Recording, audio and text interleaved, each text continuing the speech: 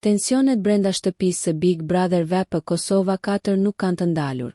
Një nga momentet më të përfolura ka qenë debati mes Labinot Regjes dhe Eliona Binakajt, i cili nxiti reagime të forta jo vetëm brenda shtëpisë, por edhe mes fansave në rrjetet sociale. Gjatë përplasjeve, Labi i tha Elionës, "Je gatse mbuluar. Të gjithë vajzat janë kundër teje.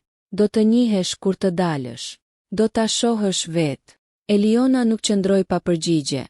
"Ajo flet shumë për mua. Thot shumë për mua."